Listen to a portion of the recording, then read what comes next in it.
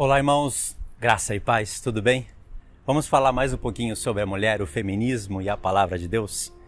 Eu estava conversando com uma irmã no WhatsApp e aí a gente estava trocando uns áudios e ela comentou algo sobre o que ela pensa da mulher e dos vídeos que ela tem assistido no canal, e ela fez um comentário muito bacana e que eu acabei me lembrando da primeira série que eu fiz sobre a mulher.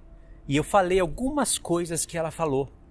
E nessa última série que eu estou falando de Timóteo, 1 Timóteo, 2 Timóteo, Tito, e no qual eu parei muitas vezes para abordar o tema da mulher, falei do episcopado, dos diáconos, da liderança, aquelas coisas lindas que vocês têm escutado, mas conscientizei bem melhor a questão da mulher.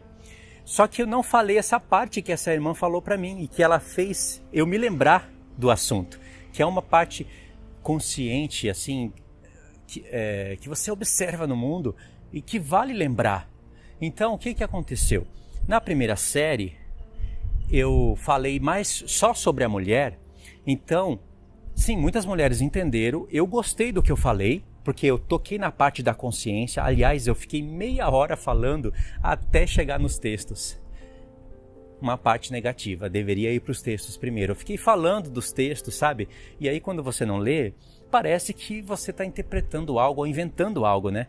Principalmente quem não está acostumado, familiarizado com os textos bíblicos. Aí eu fiquei mais na parte consciente e demorei mais ou menos meia hora para chegar nos textos e fiquei falando só da parte da mulher. Como eu não falei do episcopado, dos erros dos pastores e dos homens, ficou um certo desequilíbrio. Agora, dessa vez, eu já entrei na parte doutrinária, falei sobre episcopado, bispo, presbitério, dos diáconos, e ainda falei com mais propriedade como a mulher ajuda nessa questão. É claro, você vai falando, o tempo vai passando, e aí você vai meditando e o seu entendimento vai ficando melhor, a sua percepção dos fatos. Então aqui eu vou fazer um ajuste sobre esses dois pontos. Os textos eu não vou citar porque vocês devem estar acompanhando a playlist, né? Já falei sobre 1 Coríntios 14, sobre 1 Timóteo capítulo 2 e 3, onde Paulo aborda esses assuntos. Já falei sobre Tito, o que Paulo recomenda para as mulheres. E tem textos que a gente vai se lembrando, né? Que a gente vai citando. Nessa conversa que eu tive com essa irmã, o assunto, ela abordou um assunto mais consciente. Por exemplo, a gente percebe como o diabo trabalhou nesse mundo e como ele trabalha ainda. Em um certo ponto da história, o diabo ele focou muito no machismo.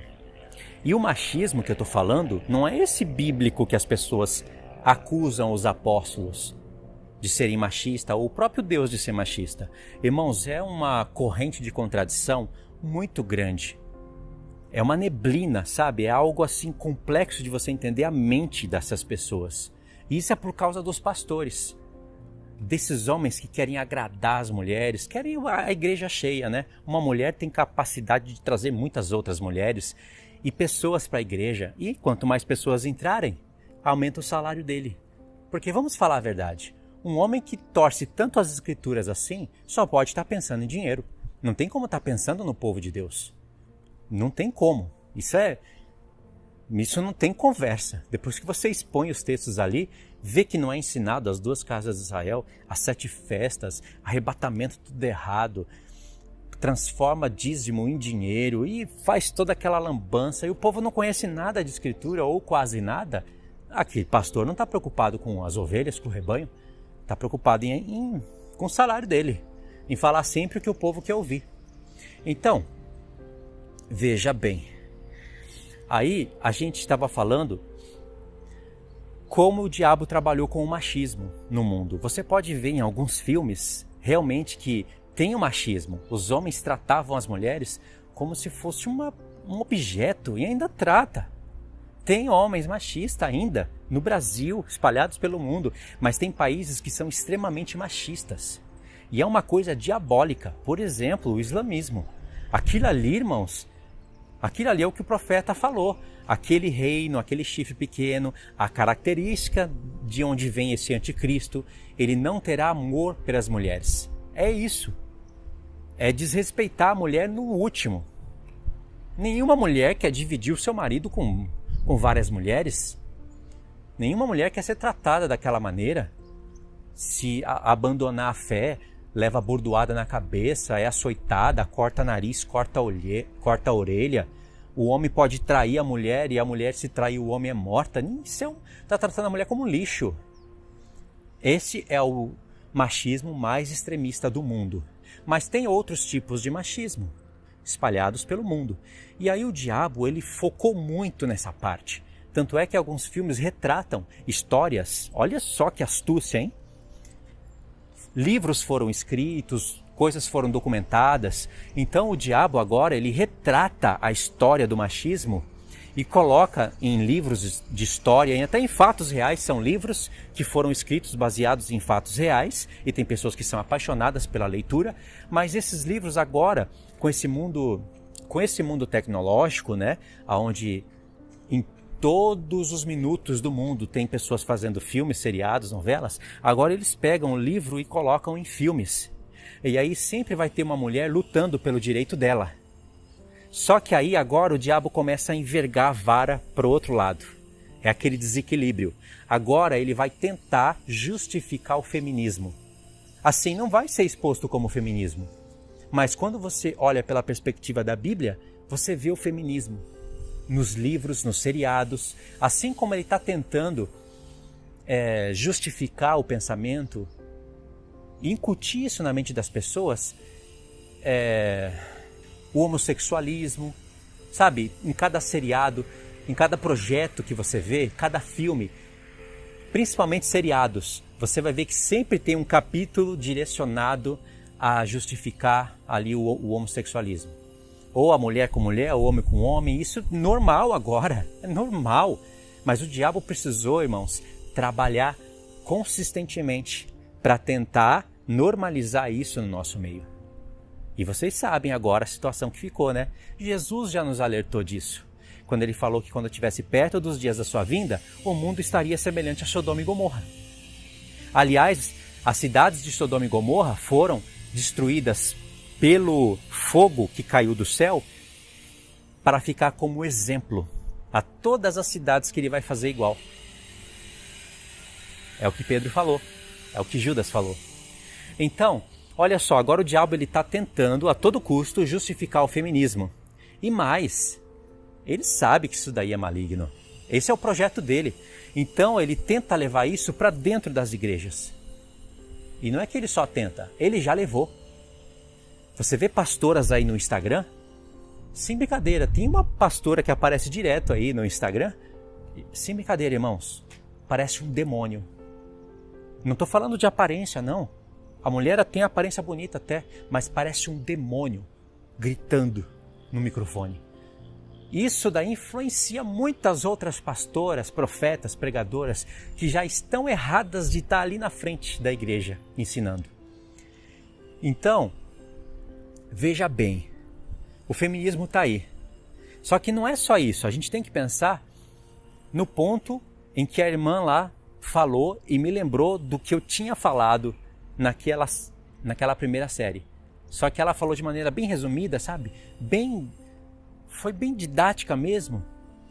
E eu acho interessante tentar ajustar isso para vocês num só pensamento, para vocês reconhecerem isso. Mulheres, grande vai ser o galardão das mulheres. Só que as mulheres têm que entender que até entre os homens Deus colocou limites. Não pensa que é acepção de pessoas. Você sabe aqueles vários argumentos que se levantam contra a verdade de Cristo? Você sabe, né? São vários argumentos contraditórios, porque eles não entenderam que eles caíram na cilada do diabo. Assim, eles caíram realmente na rede de Satanás. Eles, elas, e Deus, ele tem um povo que vigia, irmãos, que luta pela verdade e que tenta expor a verdade dele com justiça. E eu faço parte desse povo. Você pode fazer parte disso, porque quem luta por essa verdade, luta pelo reino de Cristo. E vocês vão ver que no final das contas, Deus sempre fez tudo por amor, por justiça, e sempre procurou o bem de todos. Mas ele não pode impedir que o diabo faça o seu jogo, o seu planejamento. Porque senão, como os homens serão provados? Não é verdade? Então presta atenção nisso. As pessoas não perceberam, de fato, que o diabo ele trabalhou no machismo para depois justificar o feminismo. E vamos falar a verdade, tenta entender o que eu vou dizer. Os dois são diabólicos. Tanto o machismo como o feminismo, eles são diabólicos. Prejudica tanto o homem como a mulher. Mas, irmãos, se você for olhar com um olhar bíblico, você vai ver que o machismo é menos prejudicial. Não estou defendendo o machismo, não. Mas é muito mais feio você ver uma mulher feminista do que um homem machista. Porque o homem já carrega a imagem de homem. Ele já é cabeça. Ele já tem autoridade sobre a mulher e isso é mundialmente reconhecido. Eu sei que tem mulheres que às vezes se levantam como governadoras, presidentas. Lembra da Dilma, né? Eu sei que tem isso, que tem mulheres capacitadas. Não é a questão da mulher ser burra. Quando Deus coloca o homem como cabeça da mulher, não é a questão de que a mulher ela não tem intelectualidade, ela não tem capacidade de fazer ou de realizar. Não é isso. Tanto é que para um diaconato ou um episcopado dar certo na Igreja de Cristo, precisa do auxílio da mulher. A mulher faz a família e a igreja funcionar. Se ela desenvolver o papel dela. Paulo fala disso quando ele usa o corpo, a cabeça e o corpo, quando ele fala dos membros do corpo. Então não é essa a questão. A questão é que Paulo explicou lá em 1 Timóteo capítulo 2, que a mulher, o diabo estudou os dois. E ele viu que a mulher é mais suscetível ao engano. A mulher é mais fácil de ser iludida. Porque Paulo falou que a mulher não deve ter autoridade sobre o marido e nem ensinar, porque ela deve estar em silêncio, como diz a lei, e explicou isso através do primeiro homem e da primeira mulher.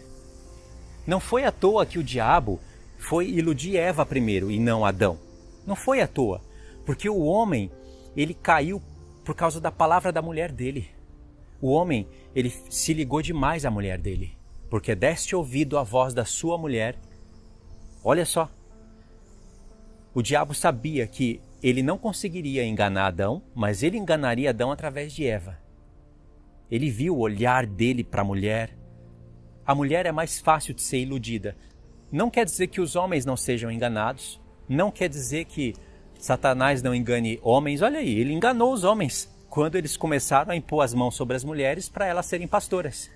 Ele já enganou os homens.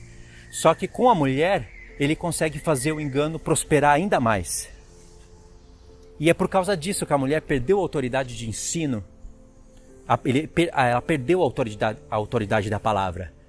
Porque ela tinha a autoridade da palavra lá, no Éden, antes do pecado. Mas Deus tirou dela e passou para o homem. E isso ficou sendo registrado para a gente em todas as gerações. Será que Deus é machista quando ele chamou Abraão e não Sara? Quando ele chamou Isaac e não Rebeca? Quando ele chamou Jacó e não Raquel? Será que ele foi machista quando ele chamou 12 homens, 12 tribos, homens, e só chamou uma mulher? Ainda ela nem é contada como tribo?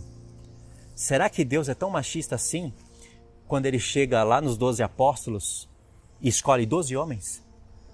Poxa, Jesus não poderia pelo menos pôr 3 mulheres ali no apostolado? Imagina se ele tivesse feito isso. Ele não poderia pelo menos colocar meio a meio? Veja, será que Deus é machista? Ou é Satanás que realmente conseguiu colocar o feminismo na cabeça desse povo? Aí as pessoas vão para o Antigo Testamento. Eu estou aqui usando os argumentos incoerentes, né? Bíblicos e incoerentes das partes das pessoas que não aceitam a sã doutrina. Aí eles falam assim: não, olha lá para Débora, olha para Ruth e olha para... Tem uma outra lá que é em destaque que eu esqueci o nome dela, acho que é Rubra. Olha para essas mulheres, elas lideraram o povo de Israel. Irmãos, tem um contexto para isso acontecer. Deus usa a lei e a lei da exceção. A lei da exceção nunca vai ultrapassar a lei geral. Eu já expliquei isso para vocês. Como não tinha homens naquela época e não tinha mesmo, Deus usou a mulher para envergonhar o povo. E mesmo assim essas mulheres eram santas. Elas entenderam qual era o momento que elas estavam sendo usadas. Há um contexto para tudo isso. E veja bem, será que então, em toda essa história, Deus só encontrou 3 ou 4 mulheres? Ainda que você fosse pegar os cânticos das mulheres santas, fosse juntar tudo, olha para o tanto que Deus chamou, o chamado de homens.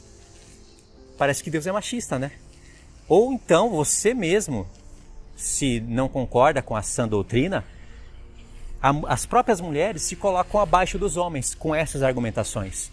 Porque afinal de contas, em todas as gerações, em todos esses milênios, Deus encontrou muito mais homens querendo ser usados do que mulheres capacitadas. Você vê que quando elas tentam se defender por causa do feminismo contra a sã doutrina, elas, sem perceber, rebaixam a mulher abaixo do homem. Quando não é isso que Deus está mostrando o tempo todo. Não é importante compreender isso? Aí uns dizem, não, Jesus não faz acepção de pessoas. O véu foi rasgado. Agora ele usa quem ele quer, da maneira como ele quer, usando letras de músicas de grupos desviados. Letras descontextualizadas, até mesmo falas que vêm dos púlpitos caídos, para tentar contra-argumentar contra a sã doutrina. Aí essas mesmas pessoas vão e usam esses exemplos. Deus usou Débora, Deus usou Ruth, Deus usou essa daqui. Mas espera aí, ele não rasgou o véu? Se ele rasgou o véu, quer dizer então que ele não gostava de usar mulheres antes. Então antes ele fazia acepção. Agora ele não faz mais. Olha só se tem coerência em argumentos como esses. Isso quando essas tolas, porque tem que ser tola para falar isso que eu vou falar para vocês, quando essas tolas e insensatas não chegam ao ponto de falar que Paulo era machista. Aí você pergunta, será que eu estou falando com uma cristã? Claro que eu não estou falando com uma cristã. Eu estou falando com uma mulher que já se entregou para o feminismo. Viva, está morta. Tem nome de que vive, mas está morta. Está morta, tem que ter vida outra vez. Não é? Não foi pecado para a morte, mas está morta. João fala, tem pecados que é para a morte, tem pecados que não são para a morte. Mas todo pecado causa a morte. Só que quando João fala que tem pecado que é para a morte, por esses não ore, é um pecado irreversível. E essas pessoas que contrariam a palavra de Deus estão mortas. Só que é reversível esse pecado. Tem como você tentar entrar na consciência da pessoa e ver se não está cauterizada. E isso, irmãos, é só quando você tem esse trabalho, entendeu? Deus ele vai falando, até chegar um tempo que ele deixa. Não quer ouvir, deixa. Igual ele fez com Balaão. Fala. Não obedece, então vai. Faz o que você vai fazer. Depois uma espada entra nas entranhas e fere Balaão no meio do povo. Um homem que era profeta de Deus, hein? Tinha visões milenares do milênio. Então, esse mundo todo foi projetado de uma maneira aonde a gente é facilmente seduzido. Nós estamos encurralados. O que eu quero dizer? Nós não temos muitas escolhas. Nós temos escolhas sim, mas não é fácil. Essas escolhas não vai ser fácil de assumir e de tentar manter elas, porque o mundo ele já nos fechou. Nós estamos fechados. E, por exemplo, todos precisam de um celular, todos precisam de carro, todos precisam de estar conectados, e a gente sabe os malefícios de tudo isso. E ele foi projetado de uma maneira onde o homem já não consegue sustentar a casa sozinho. Não consegue, irmãos. É muito difícil um homem conseguir dar sustentabilidade para o seu lar. Muito difícil. Claro que tem muitos, só que a maioria não são cristãos. A mulher vive na vaidade. A mulher não trabalha, vive em manicure, vive em cabeleireiro, vive viajando, vive traindo o próprio marido. Vive na vaidade. Quando não trai, tá na vaidade. Perdida aí pelo mundo.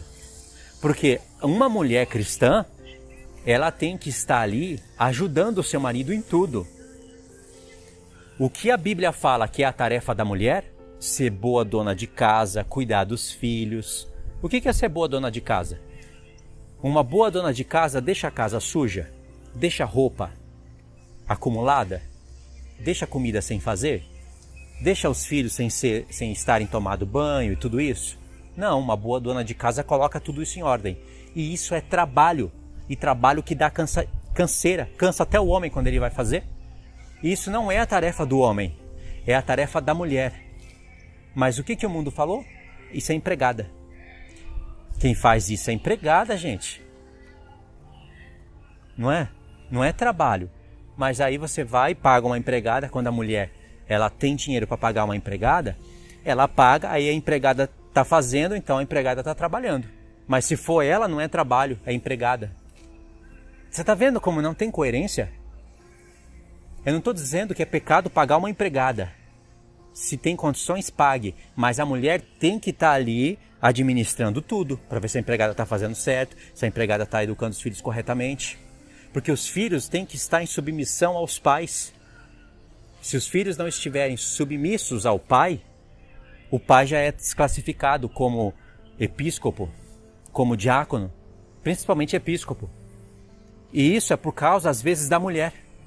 Significa, então, que a mulher ela vai gerenciar tudo isso. Para o marido poder ter tempo para estudar, poder ter mente tranquila para poder estudar e para poder desenvolver o diaconato. E para aspirar ao episcopado. Um marido já não consegue desenvolver o diaconato de conformidade com o evangelho se a mulher não coopera. E muito menos desejar o episcopado. Se a mulher e o marido não vivem em paz, isso vai refletir na igreja. Com certeza. Então a mulher ajuda a fazer funcionar essas coisas. Não no ministério da palavra, não ensinando. Ela vai desenvolver toda essa questão no lar. Ela deve, como Paulo falou para Tito, que esse é o evangelho de Jesus Cristo e ele deveria ensinar isso, que é a sã doutrina. As mulheres mais velhas devem ensinar as mais novas a como amar os seus maridos, respeitar, cuidar dos filhos. E aí você soma as instruções que Paulo deu para Tito, para Timóteo, para Coríntios, e aí você vê as várias funções da mulher na igreja, na família, na casa. E assim os dois juntos desempenham um papel. Porque veja, o marido e a mulher se tornaram uma só carne. Eles são dois, mas se tornaram uma só carne. E o cabeça é o marido. E os dois se uniram em um só espírito com o Senhor. Se não tiver essa união de maneira da parte horizontal e da parte vertical, então não vai dar para desempenhar o papel do Senhor de conformidade com a vontade dele. Então você e a sua mulher se tornam um, mas ela vai ter tarefas e não pode ultrapassar o que está escrito, assim o homem também. Até entre os homens, não são todos que podem ensinar só porque são homens. Meninos não podem ensinar. Olha aí o tanto de menino querendo ser mestre, querendo dar conselhos para anciãos. Aí, espalhado pelo YouTube, pelo Instagram, meninos que vivem, ainda vão passar momentos de carnalidade. Muitos deles nem namorada têm. Mas na frente da igreja, olha para isso. Meninas também. Meninos não podem ensinar. Tem documentos científicos que provam para a gente, trabalhos científicos, e até onde a ciência... Vou ter que parar aqui o que eu estava falando. Até onde a ciência não contradiz a Bíblia, ela é uma ciência verdadeira. Porque tem partes da ciência que contradiz a palavra de Deus. E entre a ciência que contradiz a palavra de Deus e a palavra de Deus, eu prefiro a palavra de Deus e a ciência que está contida na palavra. Mas tem trabalhos científicos que provam, usando ali células do organismo, da mente, neurônios, que um jovem, ele só passa a estar amadurecido e só uma pessoa não tem mais pensamento de jovem, rebelde, depois dos 25 anos. Até os 23, 24, ela ainda pode ter pensamentos de menino.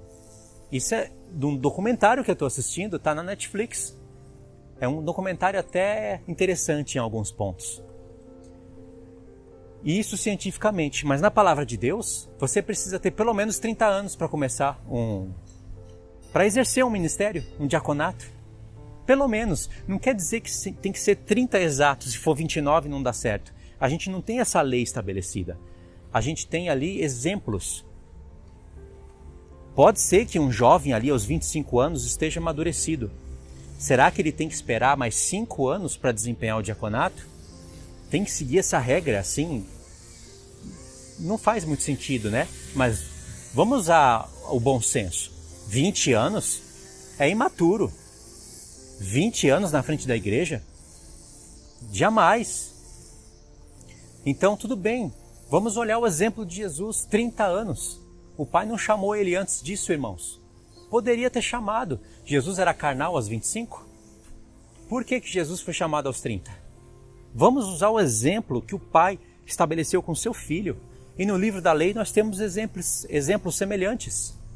Como não é o foco do vídeo aqui mostrar qual é a idade que uma pessoa deve exercer o diaconato, então fica só com esses exemplos, mas são suficientes para vocês entenderem como o mundo e a igreja, eles estão desalinhados com a vontade de Deus. A igreja não era para estar assim. Então, um jovem de 20 anos exercendo o diaconato, pastor, vai dar problema para a igreja, isso é fato. 25 anos ainda, para mim, não está... 25 anos, irmãos, é um jovem. Agora, 30 anos já é mais maduro, já pode começar um diaconato. Entendeu?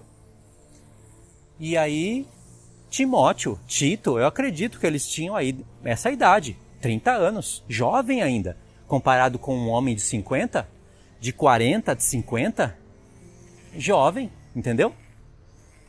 Então, é esse sentido que eu considero que é jovem. Não considero que Timóteo e Tito tinham 16 anos de idade, 20.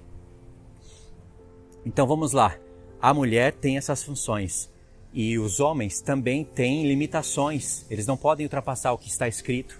Não são todos que podem ensinar. Tem pessoas de 30 anos que querem ali o diaconato. Mas Timóteo tinha o dever de observar a pessoa. De ver o que a pessoa tem ali para ensinar. O que o Senhor depositou. Qual é o depósito do Senhor nessa pessoa? Vontade de ensinar? Tudo bem, tá legal, mas o que você tem para ensinar? Qual é o seu nível de maturidade, de experiência dentro da própria casa para poder cuidar da igreja de Deus? O que você sabe da Escritura? Qual foi a sua dedicação? Por isso que Paulo fala para Timóteo que tem que ser pessoas aptas para ensinar.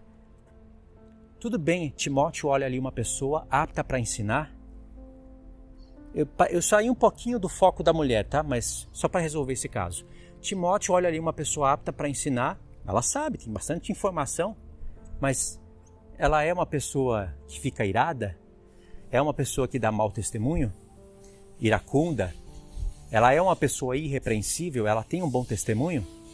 Então tem que ver tudo isso. Tudo isso tem que se enquadrar nos requisitos que Paulo, por intermédio de Jesus, ou melhor, de Jesus Cristo, por intermédio de Paulo, depositou em Timóteo para ele depositar na igreja. Então, a função da mulher é semelhante, não para ensino, mas ela também tem que ser irrepreensível, etc, etc. E assim como a mulher não pode ensinar lá na igreja como cabeça, assim também não são todos os homens que podem ensinar, mesmo que eles são homens como cabeça. Não são todos que podem ir para o episcopado. Ou seja, são limites que Deus estabeleceu tanto para o homem como para a mulher. E isso deve ser respeitado. Mas aí esse mundo veio, Satanás, ele é o sedutor do mundo inteiro. Ele está na posse desse mundo. Porque se ele não tivesse na posse do mundo, o mundo não estaria como está hoje. E se Deus não tivesse colocado limites nessa besta, ele já teria destruído a terra. Aliás, a intenção dele é destruir o mundo inteiro. Ele já sabe que ele vai ser destruído. Então Deus colocou limites no trabalho dele, senão ele já teria deturpado, corrompido tudo. E aí o que acontece agora? As mulheres, elas não podem agora estar livres, elas às vezes têm que sair para trabalhar, não é a vontade do Senhor isso, mas elas têm que sair para trabalhar. aí os filhos acabam ficando, sei lá, na creche, as coisas não acontecem como deveria acontecer segundo a vontade do Senhor. Aí as mulheres têm que sair para trabalhar, elas ajudam então no sustento do lar, e aí elas vão sendo bombardeadas com a influência feminista, e pronto, quando você vai ver, até o homem se submete à mulher, em muitos dos casos. É um corpo com duas cabeças. O que a gente aprende na palavra quando tem um corpo só com duas cabeças? O que a gente vê na palavra que é? É uma besta. Entendeu? Aí é isso que o diabo quer formar. Homens que são imagem e semelhança de Deus, ele quer formar uma besta. Ele quer pôr o homem e a mulher como uma cabeça só. Mas na verdade são duas cabeças, né? E aí, olha como é complexo a situação. Ainda que a mulher aceite, então, uma vida humilde, porque para o homem sustentar o lar todo e ter dinheiro para pagar a conta de celular, boletos, pôr comida em casa, comprar carro, viajar no final do ano, esse homem tem que ganhar bem. Mas ainda que ela aceite uma vida mais humilde, irmãos, a mulher ela vai estar em casa, fazendo as tarefas dela, as funções que ela deve fazer. Mas, às vezes, o homem, muitas vezes, na maioria das vezes até, o homem não considera isso um trabalho. Nem a própria mulher considera, ela considera que ela é empregada. E aí a mulher, ainda que ela faça as tarefas de casa, ela não vai ser remunerada por isso. Ela vai receber dinheiro por isso? Não, mas o marido vai receber dinheiro quando trabalha fora. Às vezes o marido desenvolve uma habilidade, sabe, intelectual, vira aí, sei lá, um advogado, um dentista, coisa que até a mulher deseja. Mas para ela ter, ela vai ter que largar a casa dela na mão de outra pessoa para ela estudar e desenvolver e conquistar. Isso é o que o mundo sugere, não é o que Deus sugeriu. Entendeu? Para uma mulher sair, desenvolver, conquistar e ser casada e ajudar o seu marido a desempenhar o diaconato, o episcopado, ela não vai poder sonhar com muitas coisas desse mundo, como o mundo já mostra e influencia. E aí, é complexo, né? Aí a mulher então fica em casa, cuida das coisas, não recebe salário, só o salário do marido que entra para pagar as contas, mas essa mulher precisa de dinheiro. Ela precisa se sentir bem, precisa ter dinheiro para fazer o cabelo, fazer a unha, comprar roupas. Entendeu? Quando o marido tem tudo isso e dá para a mulher, ainda vai. Mas e quando ele não tem? Então, inevitavelmente, a mulher tem que sair para trabalhar. Não só para ajudar o marido, mas para ela ter também o dinheiro dela. E quando ela faz isso, já que o mundo influencia a gente a viver dessa maneira, as questões da palavra do Senhor, as questões bíblicas vão ficando esquecidas. Porque cada um vai buscando mais o seu próprio negócio do que as coisas do Senhor. Esse é o plano do diabo. E aí quando você vai perceber, quando o Senhor vem e te abre os olhos espirituais, você já vai ver que às vezes a mulher é o cabeça do lar. Na prática é a mulher. Ainda que ela fale, não, meu marido é o cabeça, mas na prática é a mulher. Às vezes o marido não busca a palavra. Gente, é um homem que, vou falar para você, é um homem que não seria digno nem de entrar no reino. Confessa o Senhor, fala que ama a palavra, não ensina a palavra para a esposa, não tem palavra para ensinar em casa, não estuda a palavra, não tem nem condições de sustentar o lar. A mulher vai ter que fazer. E quando ela vai e faz, atrapalha as coisas que seriam segundo a vontade do Senhor. Então por isso precisa ter um julgamento, um tribunal, para ser julgado com justiça todos esses casos, para ficar registrado ali e Deus mostrar até onde foi rebeldia, desobediência do homem ou da mulher, e até onde foi que a mulher teve que fazer, senão a casa ia parar, por causa desses homens. Entendeu? Por isso precisa de tribunal, livros escritos com obras, julgamentos e tudo. Mas Deus ainda tem homens e mulheres para ensinar essas coisas, para a gente botar um equilíbrio. Não vamos poder viver perfeitamente como era a vontade de Deus antes da era tecnológica. Dentro dessa era tecnológica, não vamos poder viver como era a vontade do Senhor. Porque realmente o mundo foi alterado. O trabalho, irmãos, antigamente era braçal. Os homens iam trabalhar na plantação, em coisas que Deus usou para manifestar as grandezas da sua palavra, festas e tudo mais, representado ali nessas questões. Hoje em dia, quem faz isso é peão, é pessoa que não tem estudo. É assim que o mundo mostra. Quem está trabalhando ali na plantação, no cabo da enxada, isso é peão. Pessoa vista como é que posso explicar?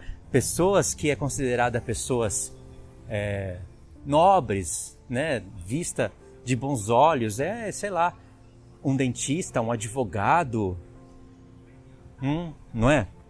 Mas não era assim antigamente. E não é assim que Deus vê. Deus não vê como o homem vê. Deus vê o coração. O apóstolo Paulo, ele é um homem do qual esse mundo não era digno. E ele fazia tendas. Olha que trabalho humilde. Fazia tendas. Vai um homem hoje aí trabalhar fazendo tendas? Aí a gente tem também o próprio exemplo do Senhor Jesus. Rei dos reis, Senhor dos senhores, e trabalhava com madeira. Era carpinteiro, mas fazia trabalhos gerais. Simples, humilde, mas sempre buscando fazer a vontade de Deus. Então, com esse mundo alterado, a situação deve ser analisada ainda biblicamente, mas de maneira bem equilibrada. Precisa ter sabedoria. Precisa realmente saber passar essas questões para a família, para ver o que elas podem fazer para não fugir tanto do que é a vontade de Deus. Entendeu? Porque a mulher precisa ser bem tratada. O homem precisa tomar a frente e conscientizar a mulher do que pode e o que não pode fazer. Até aqui eu não posso fazer, você vai ter que sair para trabalhar. Mas saindo para trabalhar, o que nós vamos fazer? Tudo tem que ser pensado de uma maneira que glorifique a Deus. Ainda que não seja exatamente conforme Deus quis. Deus sabia disso. A palavra dele continua a mesma, o mundo foi alterado, mas Deus projetou a palavra dele ainda para ser vivida nesse mundo alterado. Daniel fazia o que podia lá no tempo da Babilônia. E é engraçado que quando Daniel, no tempo da Babilônia, não podia viver de conformidade que era a antiga aliança, já que não tinha sábados, não tinha templo, alguns atos que ele fazia representavam atos dos sacerdotes da nova aliança. Pode ver que ele foi orar no sacrifício da tarde e da manhã, aonde era feito os rituais que representariam coisas do futuro, né? Cristo, aqueles rituais que são rituais dos sacrifícios da tarde e da manhã, que representam coisas proféticas e que estão aparecendo no Apocalipse. Mas Daniel não tinha, ali não poderia levar suas ofertas ao templo, então ele levantava as mãos e orava ao Senhor. Ou seja, justamente num momento babilônico, ele acabava fazendo coisas superiores à da antiga aliança. Nós vivemos no mundo babilônico. Se a gente inclinar o coração para Deus e não quiser se contaminar com as coisas desse mundo, nós vamos acabar fazendo coisas superiores até. Porque é muito mais difícil viver a palavra de Deus no mundo hoje do que no mundo antigo. Quando eu falo mundo antigo, eu não estou falando a era antes de Cristo ou antediluviana. Eu estou falando do mundo antigo antes da era da energia e da tecnologia. Entendeu? A expressão mundo antigo na Bíblia é referente ao tempo antediluviano, antes de Noé. Mundo atual, esse mundo que nós vivemos. Novo mundo, que o escritor de Hebreus fala, milênio. Ele dividiu o trabalho do Senhor em 3 eras. Mas nós aqui podemos dividir em 4, porque vivemos em um mundo completamente alterado do que seria o normal. Assim como no tempo de Noé também, ainda que falamos tempo de Noé, dentro daquele tempo houve uma separação. Uma coisa era o mundo antes dos gigantes, outra coisa era o mundo depois dos gigantes. E os gigantes de hoje é a indústria tecnológica. Essa nova era. Esse é o mundo gigante de hoje. São os gigantes do passado. Eles destroem o mundo. Vocês conseguiram compreender o que eu estou tentando passar no geral? Instruções da palavra de Deus sendo analisadas para serem aplicadas na nossa vida. Não é só questão de palavras e de expressar de maneira bonita o que está escrito na Bíblia. É questão de tentar obedecer o que está escrito, mas para isso você precisa entender. Tá bom, irmãos? Então eu paro esse vídeo aqui. Vou deixar para vocês aí a playlist dos vídeos que eu quero recomendar para vocês. Na tela final também vai aparecer. E obrigado por ter assistido até aqui. São instruções valiosas, tá bom? Uma hora ou outra eu volto a falar delas em um outro momento. Tá? Fiquem na paz então, irmãos. Deixe os comentários. Vamos ver o que vocês puderam entender dessas instruções. Tá bom? Deus abençoe.